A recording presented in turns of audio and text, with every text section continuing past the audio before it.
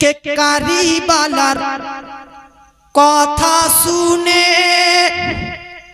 বুক ফেটে যায় রে, কি দোষে হুসেন শহীদ হলো কারবালায় রে। 10ই মুহররম দিনে আমার হুসাইনের কুরবানি, জিন ইনসান হুর কেলেমান ঝরিয়েছে চোখের পানি।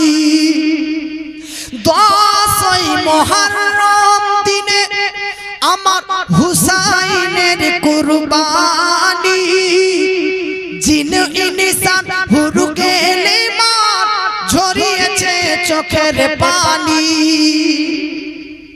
ছুরির নিচে গলা তবু, ছুরির নিচে গলা তবু নামাজ ছাড়লো না রে।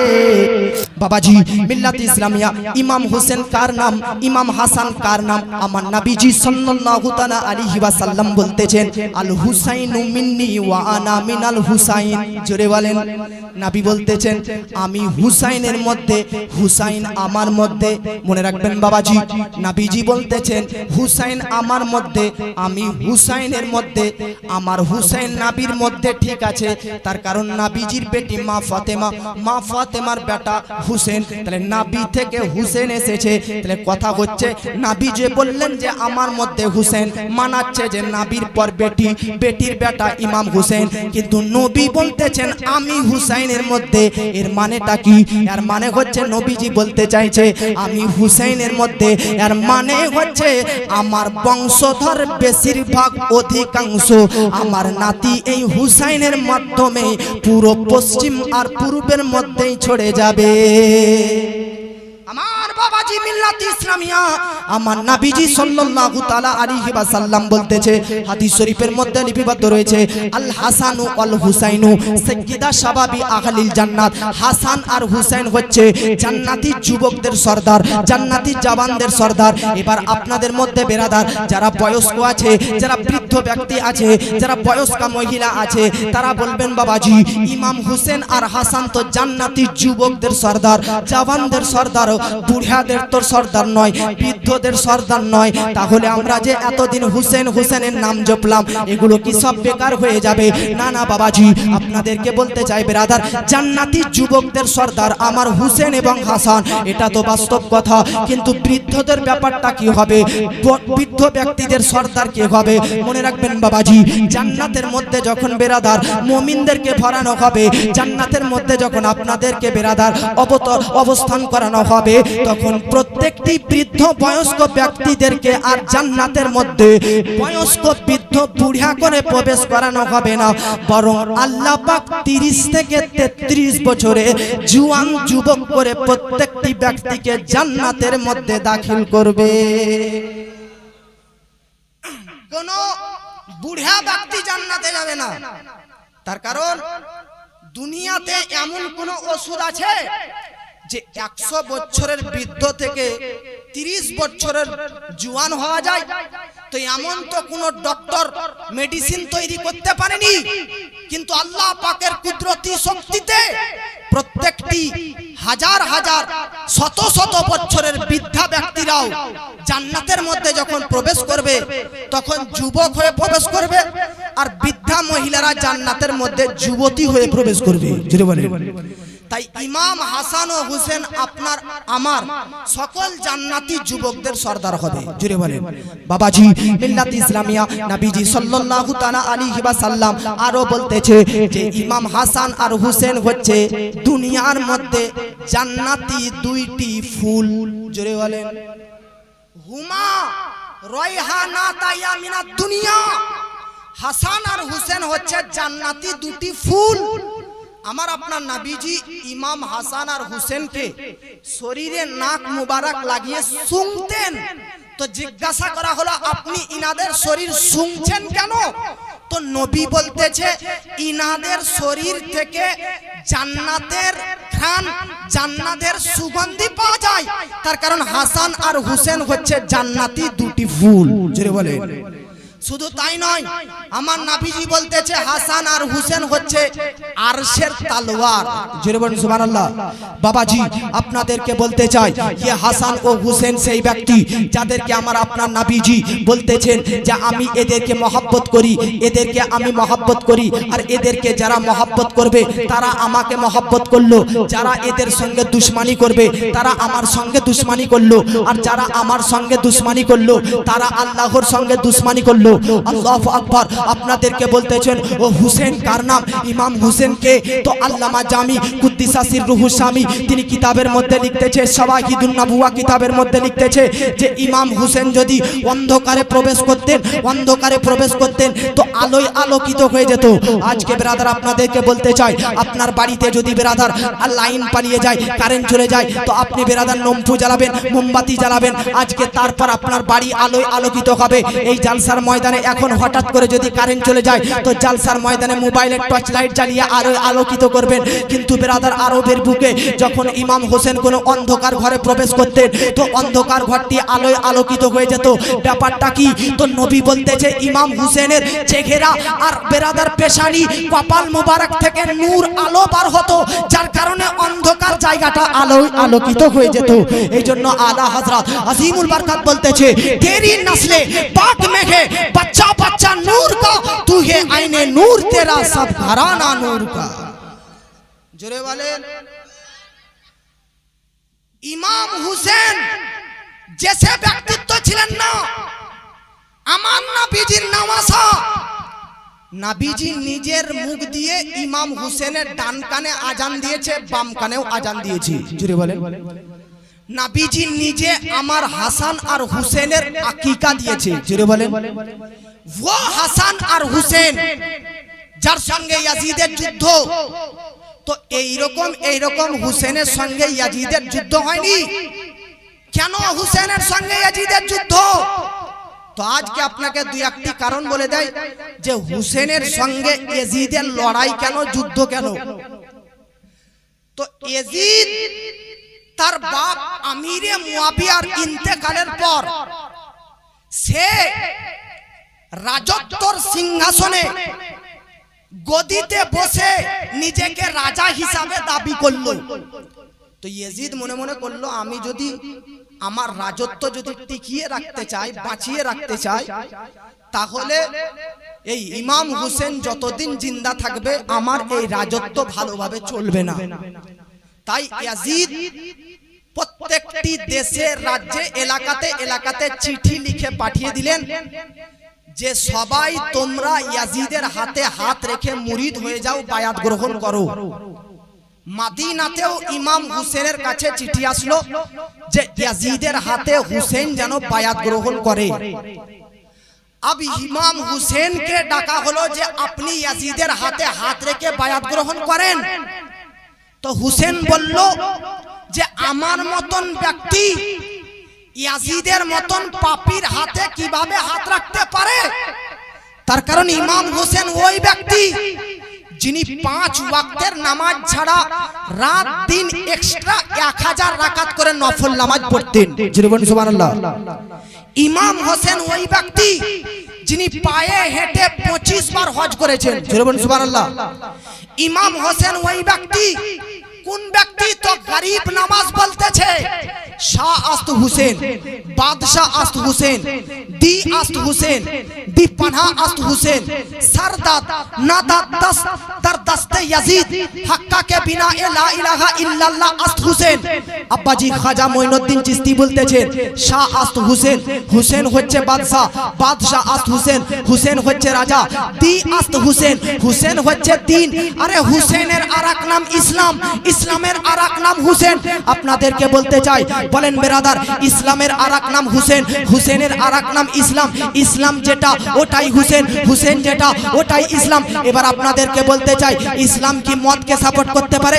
ইসলাম কি সুদকে সাপোর্ট করতে পারে? ইসলাম কি তাসকে সাপোর্ট করতে পারে? ইসলাম কি জুয়াকে সাপোর্ট করতে পারে? ইসলাম কি ব্যভিচারকে সাপোর্ট করতে পারে? ইসলাম কি বেনামাজিকে সাপোর্ট করতে পারে? ইসলাম কি কুকর্মকে সাপোর্ট করতে পারে? ইসলাম কি খারাপকে সাপোর্ট করতে পারে? ইসলাম কি আজকে পাপের কর্মকে সাপোর্ট করতে পারে? তো না, ইসলাম মদ তাস জুয়া দুনিয়া হিরোইন টাক্স মদ দাস জুয়া ইত্যাদি নানান রকমের কুকর্মকে সাপোর্ট করতে পারে না। ইসলাম মদের খেলাফে বলে, ইসলাম তাসের খেলাফে বলে, ইসলাম জুয়ার বিরোধিতা করে, ইসলাম আজকে বেনামাজির পক্ষে কথা বলে, ইসলাম আজকে বেরাদারনে মিল্লাত ইসলামিয়া পাপী তাপী ব্যক্তির খেলাফে কথা বলে। তো ইসলামের আরেক নাম হুসেন কিভাবে মদের পক্ষে থাকতে পারে, হুসেন কিভাবে তাসের পক্ষে থাকতে পারে, হুসেন কিভাবে জেনাকারীর কাছে থাকতে পারে, হুসেন কিভাবে বেরাদার ব্যভিচারকারীর কাছে থাকতে পারে? তার কারণ ইয়াজিদ কোন ব্যক্তি? ইয়াজিদ সেই ব্যক্তি যে জেনা করত, ইয়াজিদ সেই ব্যক্তি যে মদ্যপান করত, ইয়াজিদ সেই ব্যক্তি যে সুদের ব্যবসা করত, ইয়াজিদ তো সেই ব্যক্তি যে হারাম হালালের মধ্যে পার্থক্য করত না, ইয়াজিদ সেই ব্যক্তি যে বেরাদার নামাজ কাজা করত। তৎক্ষণাৎ যুগে, সেই যুগে নামাজ কাজা করা মানে বিশাল বিশাল বিশাল ব্যাপার। সেই যুগে ইয়াজিদ নামাজ কাজা করত। আপনারা একটা কথা বলেন বেরাদার, যে ইয়াজিদ বেরাদার নামাজ কাজা করে ঠিক মতো রোজা রাখে না, বেরাদার হজ করে না, যে ইয়াজিদ বেরাদার যাকাত আদায় করে না, যে ইয়াজিদ সুদ খায়, যে ইয়াজিদ জেনা করে, যে ইয়াজিদ ব্যভিচার করে, যে ইয়াজিদ চুরি করে, যে ইয়াজিদ চামারি করে, যে ইয়াজিদ বেরাদার পাপের কাজে থাকে, যে ইয়াজিদ পাপকে আশ্রয় দেয়, যে ইয়াজিদ খারাপ কাজের চলাফেরা করে, সেই ইয়াজিদের হাতে কিভাবে হুসেন হাত রাখতে পারে? এই জন্য ইমাম হোসেন ইয়াজিদের হাতে হাত রাখেনি। দুনিয়াবাসী ইয়াজিদের হাতে হাত না রেখে, ইয়াজিদের হাতে মুরিদ না হয়ে ইমাম হোসেন পুরো পৃথিবীবাসীকে হক আর বাতিলের মধ্যে পার্থক্য করে দিলেন, হক আর বাতিল, সত্য আর মিথ্যার মধ্যে ডিফারেন্স তৈরি করে দিলেন। পুরো জগৎবাসীকে কিয়ামত পর্যন্ত ইমাম হোসেন শিক্ষা দিল যে শুনো, দেশের যে রাজা বানানো হবে, দেশের যে আজকে ঠিক পজিশনে থাকবে, দেশের যে আজকে বড় পজিশনে থাকবে, তাদেরকে তোমরা মদখোরকে বানাবে না, সুদখোরকে বানাবে না, গাঁজাখোরকে বানাবে না। যতই পাপী ব্যক্তি হোক না কেন, কখনোই কখনো টাকার জন্য, অর্থের জন্য তার সামনে মাথা নত করিও না। কারণ একমাত্র যদি মাথা নত করতে হয় তো আমাদের মাথা একমাত্র আল্লাহ তাআলার সামনে নত হয়ে যাবে। জোরে বলেন। ইয়াজিদের হাতে হাত যদি দিয়ে দিত, তাহলে আজ যারা মদ পান করে তাদের জন্য মদ পান করার দলিল তৈরি হয়ে যেত, সুদ খাওয়া দলিল হয়ে যেত, আজকে পাপের কাজে যাওয়া দলিল হয়ে যেত। হুসেন ইয়াজিদের হাতে হাত না রাখার কারণ, ইয়াজিদ কি বেধর্মী ছিল? ইয়াজিদ কি অমুসলিম ছিল? না, ইয়াজিদ তো মুসলমান ঘরের ছেলে, মুসলমান ঘরের ছেলে, মুসলমান ঘরের সন্তান। তাহলে ইয়াজিদের হাতে হাত রাখেনি কেন? তার কারণ মদ দাস জুয়া সুদ ব্যভিচার ইত্যাদি করত, এই জন্য হুসেন তার হাতে হাত রাখেনি।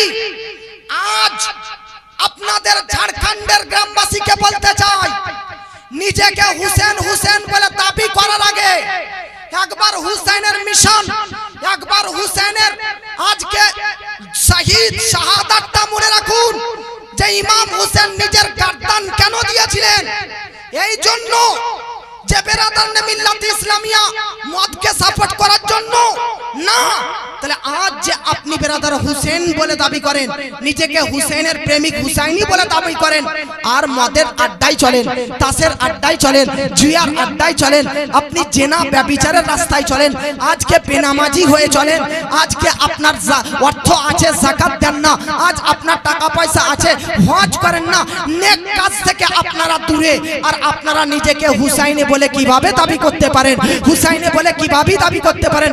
একজন বেনামাজির মুখে হুসাইন শব্দটা মানায় না। তার কারণ ইমাম হোসেন 5 ওয়াক্তের নামাজ পড়তো তো পড়তো, তাছাড়া এক্সট্রা 1000 রাকাত নফল নামাজ পড়ে তার মান্যকারীদেরকে নামাজ পড়ার পায়গাম দিয়েছে। আজকে বেরাদারনে মিল্লাত ইসলামিয়া যারা আজকে টাকা সম্পদ থাকতেও আল্লাহর পথে দান করে না, তাদেরকে ইমাম হোসেন পায়গাম দিয়েছে। ইমাম হোসেনের কাছে এক অভাবগ্রস্ত ব্যক্তি, এক দরিদ্রশীল ব্যক্তি, এক গরিব ব্যক্তি হাজির হলো, হুজুর কিছুটা আমাকে দান করেন, আমি খুব গরিব ব্যক্তি, আমি খুব অভাব ব্যক্তি, আমার মধ্যে খুব দরিদ্রতা রয়েছে। তো ইমাম হোসেন বললে একটু দাঁড়িয়ে যাও। হঠাৎ করে কোন এক ব্যক্তি, তার নাম আমিরে মুআবিয়া রাদিয়াল্লাহু তাআলা আনহু, সে 5টা প্লেটে 5 প্লেট ভর্তি সোনার সিক্কা ইমাম হোসেনকে উপহার দিল। আচ্ছা আপনারা বলুন, আপনাদের কাছে যদি 5টা প্লেটে সোনার আজকে টাকা থাকে তো আপনি কি কাউকে পুরোটা দান করে দিবেন? কিন্তু ইমাম হোসেনকে বেরাদার 5 প্লেট স্বর্ণের আজকে বেরাদারনে মিল্লাত ইসলামিয়া মুর্দা দান মুর্দা আজকে ইমাম হোসেনকে দেওয়া হয়, তো ইমাম হোসেন 5টি সোনার প্লেট ওই গরিব ব্যক্তিকে সঙ্গে সঙ্গে দান করে দেয়। দান করার শিক্ষা হুসেন থেকে পেয়েছি, নামাজ পড়ার শিক্ষা হুসেন থেকে পাওয়া যায়। আজকে ব্রাদার সুদ থেকে দূরে থাকা হুসাইনি হওয়ার প্রমাণ, তাস থেকে দূরে থাকা হুসাইনি হওয়ার প্রমাণ, জুয়া থেকে দূরে থাকা হুসাইনি হওয়ার প্রমাণ, আজকে জেনা থেকে দূরে থাকা হুসাইনি হওয়ার প্রমাণ। এক কথাতে পাপ থেকে দূরে সরে যাওয়ার নাম হচ্ছে হুসেন, আর ব্রাদার আল্লাহ আল্লাহর রাসূলের পথকে অনুসরণ করার নাম হচ্ছে প্রকৃত হুসেন। জোরে বলেন। আজ আমরা যুবকরা মদ, তাস, জুয়া ইত্যাদি কাজে লিপ্ত, আর আমরা নিজেকে জালসাতে এসে বলি ইয়া হুসেন, হুসেনের दीवाना। ये कैसे हो सकता है कि मुंह में हुसैन और अंदर में शराब भरा हुआ हो, मुंह में हुसैन और अंदर में सूद का रुपया भरा हो। ये तो जाहिरी तौर पर हुसैनी हो सकता है, लेकिन अंदर से हुसैनी नहीं हो सकता है। आप सिर्फ एक बात बताइए, आप लोग भी तो मुसलमान है कि नहीं? यजीद भी मुसलमान था, फर्क इतना था कि यजीद बेनमाजी था, यजीद सूदखोर था, यजीद शराबी था, यजीद जिनाकारी था, यजीद बेनमाजी था, इसलिए हुसैन उसके हाथ में हाथ नहीं रखा। आप एक बात बताइए, आप अगर शराबी पी के मर जाओगे, अगर आप सूद खाते खाते मर जाओगे, बेनमाजी में ही जिंदगी गुजारोगे, तो कल हशर के मैदान में हमारे हाथ में कैसे हुसैन हाथ रखेंगे? क्या हुसैन हाथ रखेंगे? ইমাম হোসেন ইয়াজিদের হাতে হাত না রাখার এটাই আসল কারণ। আপনাদেরকে বলতে চাই, ইমাম হোসেন ইয়াজিদের হাতে হাত রাখেননি কেন? বায়াত গ্রহণ করেননি কেন? তো বায়াত শব্দটা এসেছে বায়উন থেকে। বায়উন মানে হচ্ছে বিক্রি করা। ইয়াজিদের হাতে ইমাম হোসেন কেন বিক্রি হননি? ভাই, এই মোবাইলটা যদি আমি আপনাদেরকে বিক্রি করে দিই, তো আর কি আমি দ্বিতীয়বার এটা বিক্রি করতে পারবো? যদি বলেন কেন? কারণ অলরেডি এটা বিক্রি করে দিয়েছি, দ্বিতীয়বার আর আমি এটা বিক্রি করতে পারবো না। তো ইমাম হোসেন ইয়াজিদের হাতে কেন বিক্রি হয়নি, আর বিক্রি হবে বা কেন? একবার যে জিনিস বিক্রি হয়ে যায় দ্বিতীয়বার আর বিক্রি করা যায় না। ইমাম হোসেন ইয়াজিদের হাতে বিক্রি হবে বা কেন?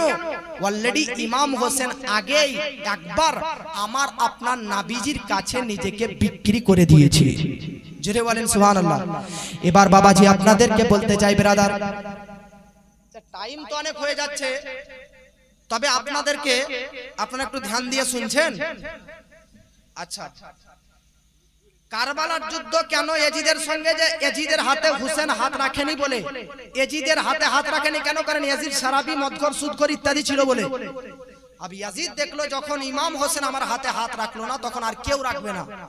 তাহলে ইমাম হোসেনকে ফিনিশ করতে হবে, না হলে আমি পাপাচারের কাজ চালাতে পারবো। ইমানদার লোক যদি থাকে তো বেঈমানদের পৃথিবীতে চলা মুশকিল হয়ে যায়। তো ইমানদার হুসেন থাকতে ইয়াজিদ বেঈমান কিভাবে রাষ্ট্র পরিচালনা করবে? এজন্য হুসেনকে শহীদ করার টার্গেট ও নিয়ত করে নিল। তো আপনারা যদি কারবালাটা বুঝতে চান, তো একটা আমি ম্যাপ দিচ্ছি, আপনারা এই ম্যাপটাকে ফলো করেন। ওই যে লাইটটা দেখতেছেন জ্বলছে না? জ্বলছে, দেখছেন রডটা? এই যে এদিকে দেখেন, এই পাশটা চাচা বসে আছে, হ্যাঁ, ওই জায়গাটা হচ্ছে মাদিনা। জোরে বলেন, কি বললাম? মাদিনা, এটা মনে রাখেন। अब এই জায়গাটা হচ্ছে মক্কা। এই খুঁটিটা, এই বক্স, ওই খুঁটিটা কি বললাম? আর এটা মক্কা। আর এই যে খুঁটিটা দেখছেন, এটা হচ্ছে ইরাক, কুফা। এটা কুফা। আর এই যে ক্যারিডারটা দেখছেন, এটা হচ্ছে কি বলেন? এটা কুফা, এটা সহ কুফা। আর ধরেন ওই যে চারটা রয়েছে, ওই যে ভাইজানের পাশে চারটা, ওখানে রয়েছে কারবালা। এই পিলার থেকে এই পিলারটা বেশি কাছে না চারটা বেশি কাছে? এই পিলারটাই তো কাছে রেখেছি, চারটা বেশি একটু দূরে আছে। তো এই পিলারটা হচ্ছে কি বললাম? জোরে বলেন, কুফা। আর ওটা কারবালা। আর ওই যে এই যে পিলারটা, এই যে এটা হচ্ছে দিমাশক, মুলকে শাম। अब ইমাম হোসেন আছে ওই মদিনাতে, এটা হচ্ছে মক্কা। আর ইয়াজিদ বসে আছে ইধার এই দিমাশকে, আর কারবালা হচ্ছে এই জায়গায়। अब আসেন, এজিদের কাছে, এজিদ তো ডাইরেক্ট এসে ইমাম হোসেনকে বলে না যে আমার হাতে হাত রাখো, ওর তো লোক আছে। নরেন্দ্র মোদী বসে আছে কোটি দিল্লির সাইডে, আর তার লোক আপনাদের আশপাশে থাকতে পারে কি পারে না? বিজেপির লোক জোরে বলে। প্রধানমন্ত্রী নরেন্দ্র মোদী আর পশ্চিম বাংলার মুখ্যমন্ত্রী আপনারা তো দেখলেন, কি নাম আর ভুলে গেলাম, শুভেন্দু অধিকারী। আচ্ছা মনে পড়ছে, আবি পশ্চিম বাংলার মুখ্যমন্ত্রী। তবুও দিমাশক থেকে প্রধানমন্ত্রী ইয়াজিদ, ও তো নিজেকে প্রধানমন্ত্রী বলে দাবি করতেছে যে আমি প্রধান, আমার হাতে সবাই আমার রাজত্ব স্বীকার করো, আমাকে ভোট দাও। তো ওটা ধরেন এটা একটা রাজ্য, যেমন ঝাড়খণ্ড আপনার একটা রাজ্য, পশ্চিম বাংলা একটা রাজ্য, তো ধরেন মাদিনাও একটা রাজ্য, মক্কাও একটা রাজ্য, এই কুফাও একটা রাজ্য। তো প্রত্যেকটি রাজ্যে রাজ্যে একটা করে গভর্নর আছে, সর্দার আছে। ওই ইয়াজিদ প্রত্যেকটা দেশ, মদিনা, মক্কা, কুফা, সব দেশের যারা গভর্নর তাদেরকে চিঠি পাঠালো যে ইমাম হোসেনকে বা যত সাহাবী বেঁচে আছে সবকে আমার হাতে হাত রাখতে বলে। বাবাজি মিল্লাত ইসলামিয়া 60 হিজরির কথা, কত হিজরি বলেন? 61 হিজরিতে কারবালার যুদ্ধ, 60 হিজরিতে বেরাদার, 60 হিজরিতে বেরাদার রজব মাসে, জোরে বলুন কোন মাস?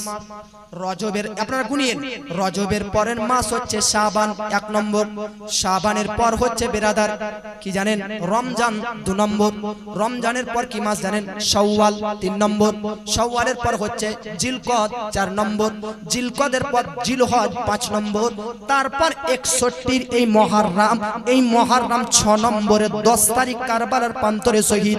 তাহলে বাবাজি 6 মাস পর এখানে শহীদ, আর 6 মাস আগে ওই 60 সালের রজব মাসে বেরাদার ইমাম হোসেনের কাছে চিঠি আসলো। ইমাম হোসেন তো বেরাদার অস্বীকার করে দিল, না না না, ইয়াজিদের হাতে আমি কখনোই হাত রাখতে পারি না। ওই মাদিনাতে বেরাদার যখন ইমাম হোসেন অস্বীকার করে দিল, না না তোমার হাতে হাত রাখবো না, তখন ইয়াজিদ বাহিনী ওই মাদিনার উপরে ইমাম হোসেনের উপর প্রেসার দিতে লাগলো, প্রেসার চাপ দিতে লাগলো, নানান ধরনের অ্যাটাক করতে লাগলো, নানান ধরনের বেরাদার চাপ সৃষ্টি করতে লাগলো, নানান ধরনের প্রেসার দিতে লাগলো, এত প্রেসার এত চাপ দিতে লাগলো যে ইমাম হোসেন মনে মনে চিন্তা করলো আর আমি মাদিনাতে থাকবো না, এবার মাদিনা থেকে মক্কা চলে যাব। মদিনা থেকে এবার মক্কা আসবে। জাহান্নামী ইয়াজিদ ওই হুসেনকে কতটা প্রেসার দিয়েছে যে হুসেন মদিনা ছাড়তে বাধ্য। কোন মদিনা? যে মদিনার মসজিদে নববীতে 1 রাকাত নামাজ পড়া আর আপনার গ্রামের মসজিদের 50,000 রাকাত নামাজ পড়া, দুটোই একই স্বভাব। জোরে বলে ও মদিনা, যে মদিনাতে মরার জন্য, যে মদিনাতে মৃত্যুবরণ করার জন্য সাহাবীরা দোয়া করতেন যে আল্লাহ আমার মৃত্যু যেন অন্য কোন দেশে না হয়, তার কারণ আমার মৃত্যু যেন এই মদিনাতে হয়। উমারে ফারুক সাহাবী সর্বদা দুটি দোয়া করতেন। উমারে ফারুক দোয়া করতেন, আল্লাহ একটা আমাকে শাহাদাতের মৃত্যু দিও, আর 2 নম্বর আমার মৃত্যুটা যেন মদিনার মাটিতে হয়, মদিনার বাইরে না হয়। হাম্বালি একটা মাযহাব আছে, মালিকি একটা মাযহাব আছে, শাফি একটা মাযহাব আছে, হানাফি একটা মাযহাব, 4টি সুন্নি জামাতের মাযহাব। তো হানাফি আমরা ব্যক্তি, মালিকি একটা মাযহাব, এই মালিকি মাযহাবের ইমাম ইমাম মালিক বিন আনাস রাহমাতুল্লাহ আলাইহি, হানাফি মাযহাবের ইমাম ইমামে আজম আবু হানিফা 55 বার হজ করেছে। জোরে বলেন। আচ্ছা, এই যে হানাফি মাযহাবের ইমাম ইমামে আজম আবু হানিফা, এর বাড়ি হচ্ছে এই কুফাতে। জোরে বলুন কোথায়? এই কুফা থেকে ও মক্কা 55 বার হজ করেছে হানাফি মাযহাবের ইমাম। কতবার? জোরে বলেন। 55 বার। কিন্তু মালিকি মাযহাবের ইমাম যিনি, উনি জীবনে 1 বার হজ করেছে। উনার বাড়ি কোথায়? উনার বাড়ি মাদিনাতে। তো হুজুর আপনার বাড়ি মাদিনাতেই, তবুও 1 বার হজ করেছেন কেন? তো মোহাব্বত দেখুন। বলছে আমার বাড়ি মদিনা, মদিনা থেকে মক্কা 300 কিলোমিটার থেকে 350 কিলোমিটারের রাস্তা, তবু আমি 1 বার হজ করেছি। কেন জানো? তার কারণ আমার জীবনের সবচাইতে বড় ইচ্ছা যেন আমার মৃত্যু মদিনাতে হয়। আর হজ জীবনে 1 বার ফরজ। জোরে বলুন কবার? 5 ওয়াক্তের নামাজ প্রত্যেকদিন 5 বার করে ফরজ। রোজা প্রতি বছর একবার করে ফরজ, যাকাত প্রতি বছর ফরজ, কিন্তু হজ যতদিন বাঁচবেন সারা জীবনে একবার ফরজ। ইমাম মালিক বলছে জীবনে একবার হজ ফরজ, তাই একবার মক্কা থেকে হজ করে চলে গিয়েছি। তার কারণ হজের যত আইন, হজের যত সিস্টেম বিধান সবকিছু মক্কাতে।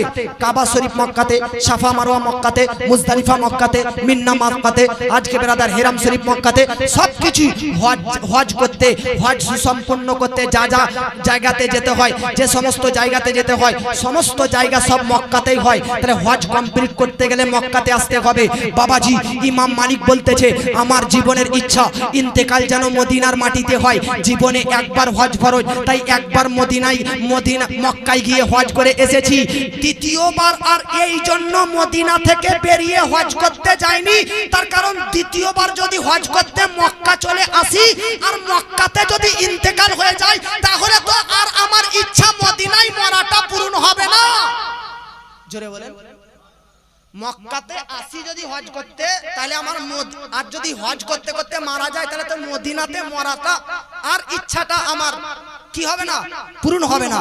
তাই বাবাজি আপনাদেরকে বলতে চাই বেরাদার, মদিনা এমন একটা জায়গা বেরাদার, আমার আপনার নবীজি সাল্লাল্লাহু তাআলা আলাইহি ওয়াসাল্লামের মাজার ওখানে। মনে রাখবেন বাবাজি, নবীদের যেই যেই জায়গাটা পছন্দ হয় ওই জায়গাতেই নবীদের ইন্তেকাল হয়। বাবাজি মদিনা আমার নবীজির পছন্দনীয় দেশ, তার জন্যই তো নবীর ইন্তেকাল মদিনা শরীফে হয়েছে। মনে রাখবেন বাবাজি, যেই জায়গাটুকুতে, যেই জমিটুকুতে আমার নবীজির মাজার আছে, ওই জমিটা, ওই জায়গাটা তো কাবা শরীফ তো দূরের কথা, আর সে মুআল্লার চাইতেও দামি। নবীর রওজা শরীফ দেখে মন ভরে না, নবীর রওজা শরীফ দেখে মন ভরে না। দিদার দাও গো শাহে মদিনা, জোরে বলেন দিদার দাও গো শাহে মদিনা। নবীর রওজা শরীফ দেখে মন ভরে না, দিদার দাও গো শাহে মদিনা। আরশের মেহমান করেছেন আল্লাহ, কত শান কত মান মোর কামলিওয়ালা। ও গো মদিনাওয়ালা, ও গো মক্কিওয়ালা, ও গো মদিনাওয়ালা, ও গো মক্কিওয়ালা। দিদার দাও না, দিদার দাও গো শাহে মদিনা। জোরে বলেন। তো ওটা কি বলছিলাম, মদিনা না মক্কা? মদিনা। আর এটা কি? মক্কা। अब यजीद মদিনাতে ইমাম হোসেনের প্রতি এত প্রেসার। এই আপনারা এইদিকে ধ্যান দেন, কারবালাটা আপনাকে বুঝাচ্ছি। বক্তারা তো ঘটনা বলে বলবে, কিন্তু আমি আপনাকে একটা ম্যাপ বানিয়ে বলতেছি যাতে আপনাদের যেন মাইন্ডে ঢুকে যায়।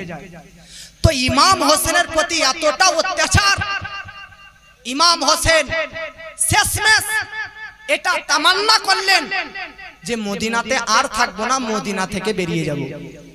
ভাই আপনারা জানেন ইমাম হোসেন মদিনাতে কালকে বের হবে, আর আজকের রাত্রে আমার নবীজির মাজারে গিয়ে উপস্থিত হলেন। ধরে বলেন মহব্বতে। এই যে মাওলানা সুলতান সাহেবের মুখ দিয়ে গজল শুনেন, এটা ওই টাইমে এখানে। ও গো দয়াল নানা জান, ও গো সরওয়ারে মদিনা, ও গো দয়াল নানা জান, ও গো সরওয়ারে মদিনা।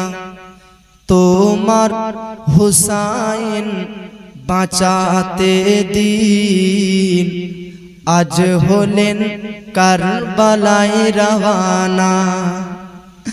আখেরি সালাম নাও নানা, ছেড়ে যায় সোনার মদিনা। আখেরি সালাম নাও নানা, ছেড়ে যায় সোনার মদিনা। প্রাণ ভরে দেখে নাও গো, আর যে দেখা হবে না। প্রাণ ভরে দেখে নাও গো, আর যে দেখা হবে না।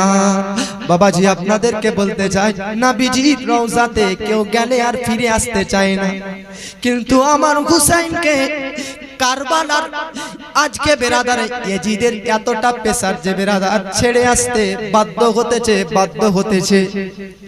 ইমাম হুসাইন মদিনা থেকে তার ভাইপু, স্ত্রী, বোনেদেরকে সবকে সঙ্গে করে নিয়ে টোটাল 91 জন, কোন কিতাবে আছে 101 জন, কোন কিতাবে আছে 91 জন। এই 91 জনকে সঙ্গে করে নিয়ে বেরাদার ইমাম হুসেন মদিনা থেকে মক্কার জন্য বেরিয়ে গেলেন। এবার আপনাদেরকে বলতে চাই বাবা, কারবালাতে ইমাম হুসেন যুদ্ধ করার নিয়তে বের হয়নি। যদি যুদ্ধ করার নিয়তে বের হতো মহিলাদেরকে নিয়ে আসতো না, নিজের স্ত্রী বোনদেরকে নিয়ে আসতো না। যদি যুদ্ধ করা ইমাম হুসেনের উদ্দেশ্য থাকতো তাহলে ছোট ছোট আলী আসগার বাচ্চাদেরকে বেরাদার নিয়ে আসতো না। ইমাম হুসেনের যুদ্ধ করা উদ্দেশ্য ছিল না। বাবা আপনাদেরকে বলতে চাই রজব মাসের 27 তারিখ যেই দিনে আমার নবীজি মেরাজে গিয়েছে, ওই রাত্রে বেরাদার 60 হিজরির রজব মাসের 27 তারিখে বাবাজি ইমাম হুসেন বের হওয়ার জন্য প্রস্তুতি নিলেন। আর রজবের পর শাবান মাস, যে মাসে আপনারা হালুয়া রুটি খান বাবা, 15ই শাবান শবে বারাত, এই মাসের 4 তারিখে, এই মাসের 4 তারিখে বলেন শাবান মাসের 4 তারিখ, জোরে বলেন কত তারিখ? শাবান মাসের 4 তারিখে 60 হিজরিতে 60 সালে শাবান মাসের 4 তারিখে মক্কা থেকে বেরিয়ে গেলেন। দেখেন এবার বের হলেন কত তারিখে? শাবান মাসের 4 তারিখে। শাবানের পর রমজান, রমজানের পর শাওয়াল, শাওয়ালের পর জিলকদ, জিলকদের পর জিলহজ, তারপর মুহররম, কারবালা। শাবান মাসের 4 তারিখে বের হয়ে গেলেন বাবাজি। আমি বহু ঘটনা কেটে দিব, তার কারণ বাবাজি শুধু আপনাদেরকে বুঝাবো আর কিছু কিছু ইম্পর্টেন্ট কথা আপনাদেরকে বলে দেব। এ বাবাজি 300 থেকে 400 কিলোমিটার দূরের বেরাদার রাস্তা মক্কা। আমার নবীজির কথা একবার ভাবুন বেরাদার। আচ্ছা আপনারা বলেন তো এজিদ মুসলমান ছিল কি ছিল না? আচ্ছা বলেন তো এজিদের পেশারে ইমাম হোসেন মক্কা থেকে মদিনা যালো নাকি মদিনা থেকে মক্কা আসলো? কোনটা? মদিনা থেকে মক্কা আসলো। কি আশ্চর্য বিষয়! আমার নবীজি যখন মক্কাতে ইসলামের দাওয়াত দিয়েছিলেন তখন বেধর্মী কাফেরদের এতটা চাপ আমার নবীজির প্রতি যে নবীজিকে মেরে ফেলার পর্যন্ত প্ল্যানিং করে। আমার নবীজি বেধর্মীদের চাপে পেশারে নবীজি মক্কা ছেড়ে মদিনা গিয়েছিলেন। আর আমার নবীজির নাতিকে নবীজির উম্মতেরই চাপে মদিনা ছেড়ে মক্কা আসতেছে। বাবাজি আপনাদেরকে বলতে চাই বেরাদার ইমাম হোসেন বেরাদার শাবান মাসের 4 তারিখে এ বাবাজি মদিনা থেকে মক্কা আসলেন। এবার দেখেন বেরাদার মক্কাতে ইমাম আসলেন, পুরো শাবান মাসটা মক্কাতে থাকলেন, শাবান মাসটা মক্কাতে থাকলেন। বেরাদার নবীজির কথা একবার ভাবুন, নবীজি যেই দিন মক্কা থেকে মদিনা গিয়েছিলেন সেই দিন মদিনাবাসী জুলুস বার করেছিল, সেই দিন মদিনাবাসী আনন্দিত হয়েছিল, সেই দিন মদিনাবাসী খুশিতে আত্মহারা হয়েছিলেন। যেমন নবীজির মদিনা যাওয়াতে বেরাদার মদিনাবাসী খুশি হয়েছিলেন, ঠিক সেই রকম ইমাম হোসেন মদিনা থেকে মক্কা যেই দিন এসেছিলেন সেই দিন মক্কাবাসী আনন্দেতে খুশি পালন করেছিলেন। ইয়া হুসেন আসসালাম, ইয়া হুসেন আসসালাম। বাবাজি এবার দেখেন শাবান মাসটা পুরো মক্কাতে থাকলেন, রমজান মাস আসলো, রমজান মাসটাও পুরো মক্কাতে থাকলেন। জিলকদ রমজানের পর যে শাওয়াল মাস, এই শাওয়াল মাসের শেষের দিকে, শাওয়াল মাসের শেষের দিকে বেরাদার এই কুফা থেকে চিঠি আসতে লাগলো, হুসেন আমরা শুনলাম যে আপনি মদিনা থেকে মক্কা এসেছেন, আমরাও চাই ওই এজিদের হাতে হাত রাখবো না, আপনার হাতে হাত রাখবো, তাই আপনি মক্কা থেকে আমাদের দেশে কুফা শহরে চলে আসেন। আচ্ছা আপনারা যদি এই হাজরাতকে বলেন যে হাজরাত আপনি আমার গ্রামে ইমামতি করতে আসেন, আপনাকে আমরা মসজিদে ইমাম বলে সিলেক্ট করে নেব, হাজরাত যদি আপনাদের মসজিদে আসে, তো কিছু ব্যক্তি আছে যারা হাজরাতকে পছন্দ করে না, থাকতেই পারে। তারা যদি যারা হাজরাতকে ভালোবাসেন তাদের সবাইকে টাকা অর্থ ধুমকি দেয়, তো বেরাদার তাদের কি উচিত হবে যে হাজরাতের বিরোধিতা করা? উচিত হবে? ভাই মহাব্বত কার নাম? হাজার টাকা ধুমকি দিলেও মহাব্বত মহাব্বত, কখনো মহাব্বতটা নাফরাতে পরিবর্তন করতে পারি? কুফাবাসী এইরকমই করেছিল। কুফাবাসীর কাছে একটা দুটা তিনটা 100 150 একাধিক চিঠি। কোথায় আসতে আসে বলেন? মক্কাতে না মদিনাতে? জোরে বলেন। মক্কাতে। মদিনা থেকে তো আসছে, মক্কাতে ইমাম হোসেনের কাছে চিঠি। তো ইমাম হোসেন দেখুন, বড় ঘটনা, আমি খালি বোঝানোর জন্য বলছি। ইমাম হোসেন তখন তো সাহাবীরা বেঁচে ছিলেন। একটা কথা বলে দিচ্ছি, ওটা তো 60 হিজরি, সাহাবীদের যুগ শেষ হয়েছে 107 হিজরিতে। তাহলে সাহাবী তৎক্ষণাৎ সময়ে বেঁচে ছিলেন, বড় বড় সাহাবী, আব্দুল্লাহ ইবনে জুবাইরের মতন বড় বড় সাহাবী, উমর বিন আব্দুল্লাহ, আমর বিন আব্দুল্লাহ, ভালো ভালো সাহাবী, যায়েদ বিন আরকাম সাহাবী বেঁচে আছেন। তো সব মক্কাতে সাহাবীরা ইমাম হোসেনকে বলছে, হুজুর এই কুফাবাসী আপনার আব্বা আপনার বড় ভাইয়ের সঙ্গে ধোঁকাবাজি করেছে, এদের কথা শুনিয়েন না, এদের কথা শুনিয়েন না। তো তাকদীর, ভাগ্যে তো লেখা আছে যে শহীদ হবে। ইমাম হোসেনের জন্মের আগেই প্রকাশ হয়ে গেছিল যে ইমাম হোসেন শহীদ হবে, কোন জায়গাতে শহীদ হবে এটাও প্রকাশ হয়ে গেছিল। তো হুসেন জানেন যে কারবালাতে শহীদ হবেন, তবুও এই দিককার চিঠি যাচ্ছে, বারবার মক্কাবাসী বলতেছে এদের কথায় যায়েন না। ইমাম হোসেন মনে মনে চিন্তা করলো, আজ যদি আমি এদের চিঠি রিপ্লাই না দিই, উত্তর না দিই, তো কাল যদি এরা কিয়ামতের দিনে প্রশ্ন করে দেয় যে আল্লাহ আমাদের কি দোষ, আমরা ইয়েজিদের হাতে হাত রাখবো না কেন? আমরা বারবার ইমাম হোসেনকে ডেকেছি, কই ইমাম হোসেন আসলেন না, যদি আসতো তাহলে আমরা ইয়েজিদের হাতে হাত রাখতাম না। তো ইমাম হোসেন বলছে এই প্রশ্ন করে দিলে আমি ছোট হয়ে যাব। তার জন্য ইমাম হোসেন বলল, ঠিক আছে তোমাদের কথা মক্কাবাসী, তোমরা আমাকে পরামর্শ দিচ্ছ যে যেও না, তো একটা আর এইদিকে যে কিয়ামতের দিন যদি এরা প্রশ্ন করে দেয় যে আমাদের কাছে হোসেন আসেনি, দুই দিকে চিন্তা করে ইমাম হোসেন কুফাবাসীর সঙ্গে, ভাই তখন ইন্টারনেটের যুগ নাই, মোবাইলে যে মাওলানা আপনি তাড়াতাড়ি চলে আসেন আমাদের এখানে জালসা, ইন্টারনেট নাই, তখন পিউনের দ্বারাতে চিঠি পাঠানো হতো। পোস্ট অফিস থেকে যেমন চিঠি আসে তেমন চিঠি পাঠানো হতো। আচ্ছা আপনাদেরকে একটা কথা বলবো, শুনবেন? ভালো করে কান লাগাই শুনে। এই যে মদিনা থেকে কারবালা 1470 কিলোমিটারের রাস্তা। কত কিলোমিটারে? আচ্ছা এখান থেকে হাওড়া কত কিলোমিটারের রাস্তা?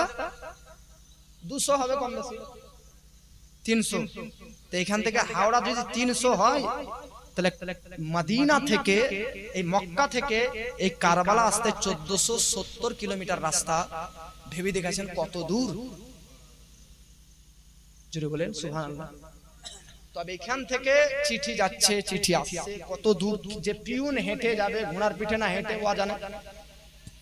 তো ইমাম হোসেন বলল, ঠিক আছে তোমরা ভালো না খারাপ চেক করার জন্য, পরীক্ষা করার জন্য আমার চাচাই তো ভাই মুসলিম আর তার আব্বার নাম, চাচার নাম আকিল, মুসলিম বিন আকিলকে পাঠাচ্ছি, যাবে আমার চাচাই তো ভাই, সে তোমাদের অবস্থা দেখবে, যদি ভালো মনে করে তাহলে আমার ভাই যদি আমাকে চিঠি লেখে তাহলে আমি আমার ভাইয়ের কথাই তোমাদের কাছে চলে আসবো।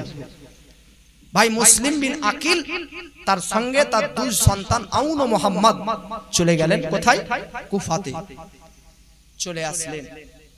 আসা মাত্র ইমাম হোসেনের নামে 20,000 মুসলমান ইমাম হোসেনের নামে হাত রেখে বায়াত গ্রহণ করে নিলেন। কত হাজার? কয়েকদিন পর 30,000, কয়েকদিন পর 40,000। মুসলিম বিন আকিল ইমাম হোসেনের চাচাইতো ভাই মনে মনে ভাবলেন, এত হাজার হাজার মানুষ হুসেনের নামে আমার হাতে হাত রাখছে, তাহলে আমার ভাইকে আমি চিঠি লিখে দিই, ভাই চলে এসো। তো এইদিকে মুসলিম বিন আকিল মানুষের মহব্বত দেখে, মিথ্যা মহব্বত দেখে চিঠি লিখে দিলেন যে ভাই চিন্তা নেই, সব ক্লিয়ার আছে, আপনি চলে এসেন। ভাই এই চিঠিটা আসতে এখানে টাইম লাগবে কি লাগবে না? আর এই চিঠিটা কিন্তু চলে গিয়েছে, আসতেছে, চিঠি আসছে আসছে আসছে আসছে আসছে আসছে যাচ্ছে। ওইদিকে ইয়েজিদ কিন্তু সব দেখছে, যে মুসলিম বিন আকিল আলছে ইমাম হোসেনের নামে বায়াত গ্রহণ করাছে, আর এই কুফার যে সর্দার মন্ত্রী সেও ইমানদার। তো ইয়েজিদকে ওই যে একটা পাস, ওই পাশে একটা জায়গা ছিল, তার নাম হচ্ছে বাসারা। তো বাসারার যে মন্ত্রী সে কিন্তু জালিম, তার নাম ওবাইদুল্লাহ ইবনে জিয়াদ, বিশাল জালিম। আর পুরো কারবালাতে কাকে কিভাবে শহীদ করতে হয়, কিভাবে করতে হয়, সব ওই জালিমের চক্রান্ত প্ল্যানিং। তো ইয়েজিদ বললে যে এই কুফার সিস্টেমকে চেঞ্জ করতে গেলে মমতার দ্বারাই হবে না, শুভেন্দুকেই লাগবে। কথা বুঝলেন না? ই তো মানুষকে খুব ভালোবেসে আছে। তাহলে কুফার যে মুসলিম বিন আকিল ইমাম হোসেনের চাচাতো ভাই আছে, তো যে কুফার লিডার সে ভালো ব্যক্তি, তার জন্য তো মুসলিম বিন আকিল ইমাম হোসেনের চাচাতো ভাইকে কিছু বলে না, হয়ে যাক ইমাম হোসেনের নামে বায়াত হোক। তো ইয়েজিদ বলছে ওই ভালো ব্যক্তিকে মন্ত্রীর পদ থেকে হটাবো আমি। তাই ইয়েজিদ বাসারা দেশের মন্ত্রী, জালিম মন্ত্রীকে তুলে বললে যা তোকে উঠ, ওই কুফার মন্ত্রীকে সরিয়ে তুই ওই জায়গাকার মন্ত্রী হয়ে যা। এদিকে ইমাম হোসেনের কাছে কিন্তু চিঠি গিয়েছে যে ভাই চলে আয়। এবার বাবাজি ইয়েজিদের কথাতে জালিম ওবাইদুল্লাহ ইবনে জিয়াদ আরব দেশ পড়ে কুফা শহরে প্রবেশ করতেছে। কুফাবাসী মনে করতেছে আরবের দেশ, মনে হয় হুসেন আসতেছে, আর হুসেন নয়, জালিম ওবাইদুল্লাহ ইবনে জিয়াদ। বাবাজি ওবাইদুল্লাহ ইবনে জিয়াদ আমার হুসেনের আরবের পোশাক পরে মানুষকে ধোঁকা দিয়ে ভিতরে প্রবেশ করে। প্রবেশ করার পর সব কিছুকে বেরাদার ভালো জিনিসকে পরিবর্তন করে দেয় কয়েকদিনের মধ্যে। কাউকে টাকা, কাউকে অর্থ, কাউকে ব্যাংক ব্যালেন্স, কাউকে জমি জায়গা, সব লোভ লালসা দেখিয়ে দেয়। এ বাবাজি 40,000 ইমাম হোসেনের নামে যারা মুরিদ হয়েছিল, লোভে বা ভয়ে কমতে কমতে কমতে কমতে 5,000 পর্যন্ত দাঁড়িয়ে গেল। ভেবে দেখেছেন? সব কমতে কমতে। এবার বাবাজি এই জালিম ওবাইদুল্লাহ ইবনে জিয়াদ যাকে ইয়েজিদ পাঠিয়েছে, সে বেরাদার কুফা শহরের যে লিডার গভর্নর ছিল তাকে ওই পদ থেকে সরিয়ে ওই পদে বসে গেল। বসার পর বেরাদার মুসলিম বিন আকিল ইমাম হোসেনের চাচাইতো ভাইকে খোঁজ করতে লাগলো। ইমাম হোসেনের চাচাইতো ভাইকে খোঁজ করো, যেখানে পাবে তাকে আমার কাছে নিয়ে আসবে। এ বাবাজি এইদিকে ইমাম হোসেনের কাছে কিন্তু চিঠি যাচ্ছে, মনে আছে না? চিঠি যাচ্ছে যে ভাই চলে এসো। अब এইদিকে ইমাম হোসেনের চাচাইতো ভাই মুসলিম বিন আকিল ধরা পড়ে গেল, ধরে নিল। ধরে নেওয়ার পর নানান ধরনের অত্যাচার করে তাকে শহীদ করে দিল। যেই দিন ইমাম হোসেন যে চাচাইতো ভাইকে পাঠিয়েছিলেন, যেই দিন ইমাম হোসেনের চাচাইতো ভাই শহীদ হলো, সেই দিন চিঠি ইমাম হোসেন পেয়ে মদিনা মক্কা থেকে সব তিনার আত্মীয় স্বজনকে নিয়ে কুফার জন্য বেরিয়ে গেলেন। এদিকে ইমাম হোসেন কোথায় চলে এলো? বেরিয়ে গেলেন, কুফা যাব। আর এদিকে ইমাম হোসেন বুঝতেই পারলেন না যে কুফারের রং চেঞ্জ হয়ে গেছে, আমার চাচাইতো ভাইকে শহীদ করে দেওয়া হচ্ছে, বুঝতেই পারলেন না। এদিকে সব তিনার স্ত্রী পরিবার সবকে নিয়ে চলে আসলেন। বাবাজি মিল্লাত ইসলামিয়া আপনাদেরকে বলতে চাই বেরাদার, এই 1470 কিলোমিটার বেরাদার রাস্তাতে ইমাম হোসেন বেরাদার তার সঙ্গে সাথীদেরকে নিয়ে 34 থেকে 35টি জায়গাতে বিশ্রাম এবং আরাম করলেন। জোরে বলে, এত দূর রাস্তাতে আরাম বিশ্রাম করতে হবে কিনা? 34 থেকে 35 জায়গাতে বিশ্রাম করেছিলেন। প্রত্যেকটি জায়গার ওয়াজ করা হবে। আব্বা কিন্তু আপনাদেরকে আমি সংক্ষিপ্তে ছাড়তেছি বেরাদার। ইমাম হোসেন রাদিয়াল্লাহু তাআলা আনহু বেরাদার তার সবাইকে নিয়ে যখন মাঝামাঝি চলে এসেছে বেরাদার, আর কিছুটা গেলে কুফা শহর, ঠিক তখনই বেরাদার ওই কুফা থেকে বেরাদার ব্যবসায়িকরা, এই মক্কার ব্যবসায়িকরা ওখান থেকে মক্কা যাচ্ছিল, তারা আসার পথে আর ইমাম হোসেন যাবার পথে বেরাদার সাক্ষাৎ হয়। ইমাম হোসেনকে তারাই খবর দেয় যে মুসলিম বিন আকিল তোমার চাচাইতো ভাই, তাকে নির্মমভাবে কুফাবাসীরা তারা শহীদ করে দিয়েছে। বাবাজি আপনাদেরকে বলতে চাই, তবুও ইমাম হোসেন তার পরিবারকে নিয়ে আস্তে আস্তে এগিয়ে যায় বেরাদার। ইতিমধ্যে ওবাইদুল্লাহ ইবনে জিয়াদ, এই জালিম বেরাদার এজিদের সেনা, এই জালিম সেনা ওবাইদুল্লাহ ইবনে জিয়াদ বাবাজি, সে প্রথমে 1000 সেনাবাহিনী পাঠালো বেরাদার। কেন? তার কারণে 1000 সেনাবাহিনী পাঠালো, তাতে কুফাতে যেন ইমাম হোসেনকে ঢুকতে না দেওয়া হয়, ইমাম হোসেনকে প্রবেশ না করতে দেওয়া হয়। বাবাজি 1000 সেনাবাহিনী আসলো, আসার পর ইমাম হোসেনকে ঘিরে ফেললো। আপনি কুফা শহরে প্রবেশ করবেন না। এ বাবাজি কুফা শহরটা কাছে, কিন্তু প্রবেশ করতে দেয়নি। নানান ধরনের প্রেসার করা হয়, নানান ধরনের প্রেসার দেওয়া হয়। তাই ইমাম হোসেন তার পরিবারকে বেরাদার কুফাবাসীর ডাকে কুফাতে আসতে গিয়েও বেরাদার কুফাতে প্রবেশ করতে পারলেন না। তাই কুফা থেকে 74 কিলোমিটার দূরে ওই বাচ্চাটা যেখানে বসে আছে, ওই কারবালার প্রান্তরে ইমাম হোসেন তার সঙ্গী সাথীদেরকে নিয়ে চলে গেলেন।